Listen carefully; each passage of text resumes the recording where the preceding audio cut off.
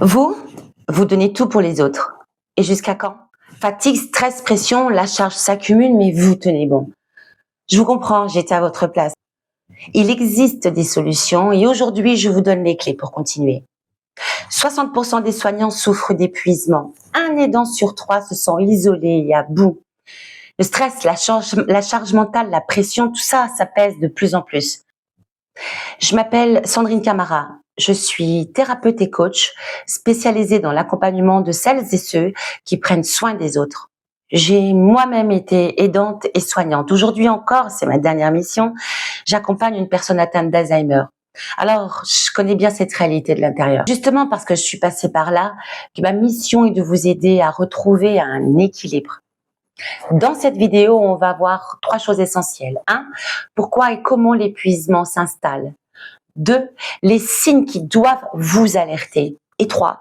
Des solutions concrètes pour retrouver de l'énergie sans culpabiliser. Restez bien jusqu'au bout car ces clés peuvent réellement vous aider à faire la différence dans votre quotidien. Pourquoi alors tant d'aidants et de soignants sont à bout de force, certains carrément en burn-out? Est-ce que vous pensez que la volonté, c'est quelque chose qui peut vraiment changer les choses? Et surtout, pourquoi on ne s'en rend pas compte? Ou alors, si on s'en rend compte, il est déjà trop tard. L'épuisement ne fera pas d'un coup. L'épuisement s'installe doucement, presque en silence, j'ai envie de dire à dose homéopathique. On pense tenir jusqu'au jour où le corps et l'esprit disent stop. Mais pourquoi ça arrive? Qu'est-ce qui nous pousse à dépasser nos limites sans qu'on s'en rende compte? Alors, il y a 3 raisons principales qui mènent à l'épuisement et elles sont beaucoup plus sournoises qu'on ne croit. 1. Une charge mentale qui est écrasante. Vous pensez à tout le temps. Les rendez-vous médicaux, les tâches du quotidien, les responsabilités professionnelles. Votre esprit ne s'arrête jamais. Résultat, vous vivez en pilote automatique sans jamais vraiment souffler. Si vous êtes aidant, vous savez de quoi je parle, vous jonglez, vous faites le grand écart entre votre vie perso, pro, l'accompagnement d'un proche malade ou alors d'un malade dépendant. On attend de vous que vous soyez disponible, organisé, rigoureux et que vous gériez tout. Mais à quel prix? Si vous êtes soignant, les charges de travail ne cessent d'augmenter.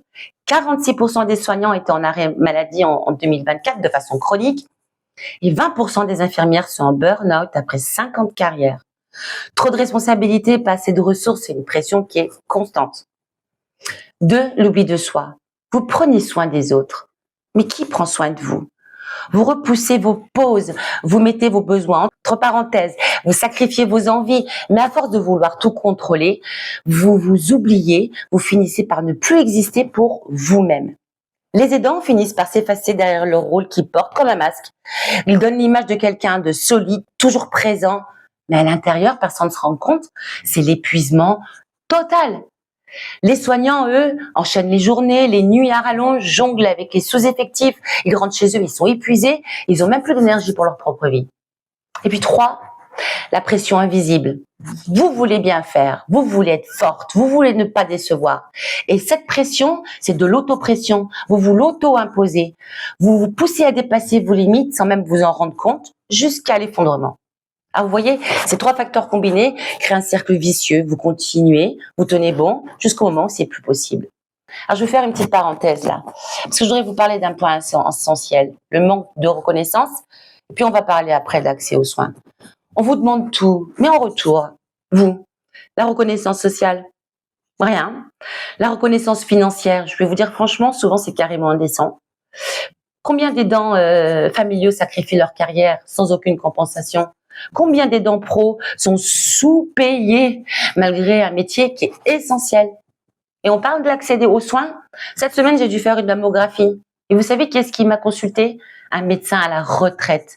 Parce que ici, comme dans certaines régions, il y a peu de spécialistes disponibles. Et je suis pas la seule dans ce cas-là.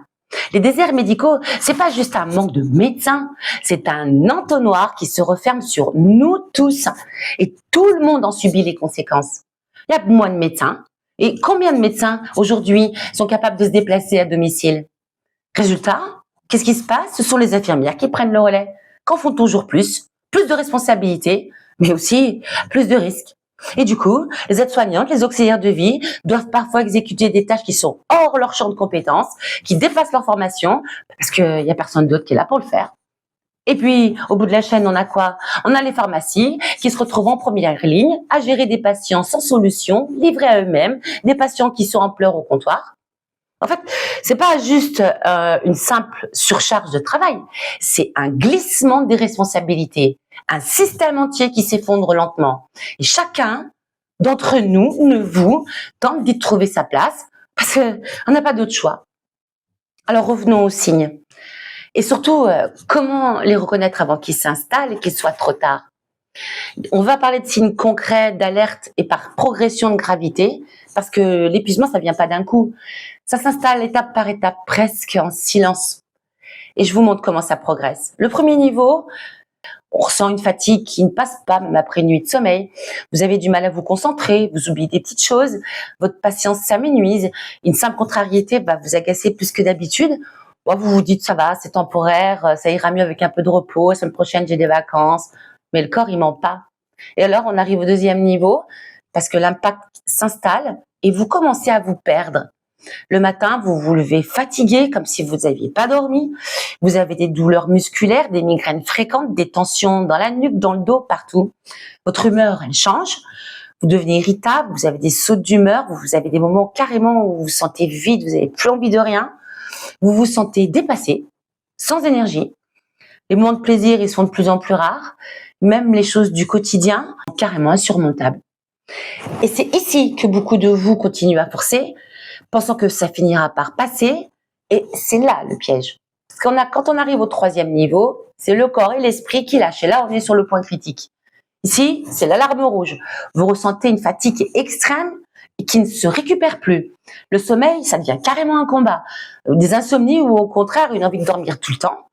Vous avez des troubles digestifs, vous avez des douleurs qui sont inexpliquées, mais surtout, quelque chose qui change à l'intérieur et c'est profond. Vous vous détachez. Votre motivation, elle disparaît. Vous êtes là, mais sans être vraiment là. Vous vous sentez vide, détaché émotionnellement et voire même carrément indifférent à ce qui vous entoure. À ce stade-là, le burn-out, il est proche. Il y en a beaucoup qui développent des crises d'angoisse, d'autres qui tombent profondément malades. On a l'impression de plus se reconnaître et tout le monde est indifférent. Si vous vous retrouvez ici, c'est un signal d'alarme et il est temps d'agir. Alors, comment on freine cette descente avant qu'il soit trop tard? Comment retrouver son énergie avant l'effondrement? C'est ce qu'on va voir maintenant.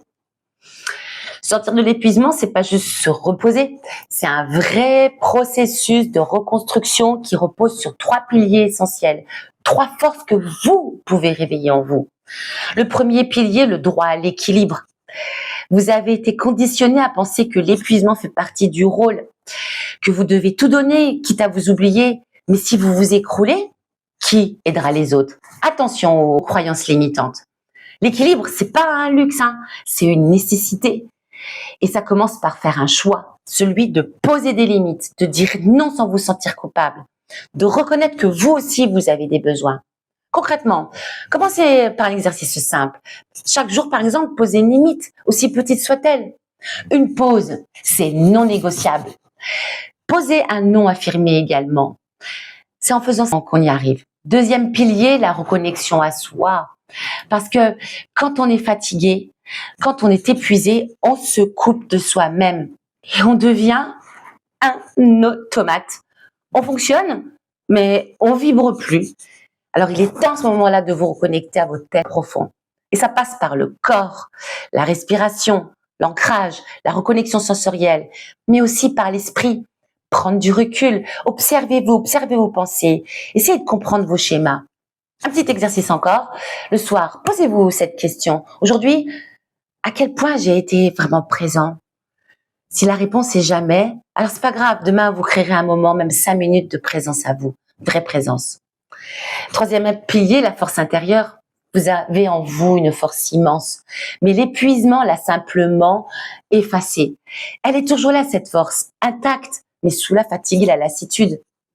Il ne s'agit pas de tenir bon en serrant les dents, mais de vous rappeler qui vous êtes au-delà du rôle que vous portez.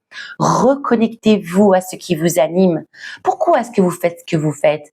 Qu'est-ce qui en vous a choisi cette voie? Ce feu intérieur, même faible aujourd'hui, peut redevenir une vraie source d'énergie. Un petit rituel puissant. Chaque matin au réveil, rappelez-vous une chose qui vous donne du sens, qui vous fait vibrer, une intention, une raison de vous lever, une petite victoire à accomplir. Ce simple petit acte peut changer votre quotidien et changer les choses sur du long terme. Vous voyez, ces 3 piliers sont la clé, l'équilibre, la reconnexion à soi, la force intérieure que vous avez. Vous n'êtes pas juste un aidant, un soignant, vous êtes un être humain avec une énergie qui est précieuse. Il est temps d'en prendre soin et avant tout d'en prendre conscience. Si vous vous êtes reconnu dans cette vidéo, alors il est temps d'agir. Ne laissez pas l'épuisement aller plus loin. Vous avez maintenant les clés, l'équilibre, la reconnexion à soi, la force intérieure. Mais ces clés ne servent à rien si vous ne les utilisez pas, les mettez pas en pratique. Alors, quelle sera votre première action aujourd'hui? Dites-le moi en commentaire. Quelle étape vous parle le plus? Où en êtes-vous dans ce processus? Partagez votre expérience, ça peut aider les autres. Et pour aller plus loin, j'ai écrit un e-book spécialement pour vous. Il s'appelle 10 clés pour survivre en tant qu'aidant sans s'épuiser. C'est un guide concret, rempli de stratégies pratiques, des exercices pour vous aider à vous retrouver, à retrouver un équilibre, à poser vos limites, à reprendre le contrôle sur votre énergie. Vous pouvez la télécharger dès maintenant. Il est en lien dans la description. Et surtout, je vous en supplie, ne restez pas seul. J'ai récemment créé une page Facebook, elle est toute récente, SOS aidant et soignant, trouver l'équilibre et se réinventer. C'est en train de grandir et vous pouvez en faire partie de cette aventure dès maintenant. Rejoignez-nous, échangeons, partageons, parce que c'est ensemble qu'on avance le mieux. Le lien aussi est en description. Venez y jeter un petit coup d'œil. Abonnez-vous, mettez un petit like et partagez cette vidéo avec quelqu'un qui en a besoin. Parce qu'ensemble, on peut créer une vraie communauté d'entraide où chacun retrouve sa place, son énergie, sa force. Je vous dis à bientôt. J'ai plein de choses à partager avec vous. Alors, à bientôt pour la prochaine vidéo. Prenez soin de vous.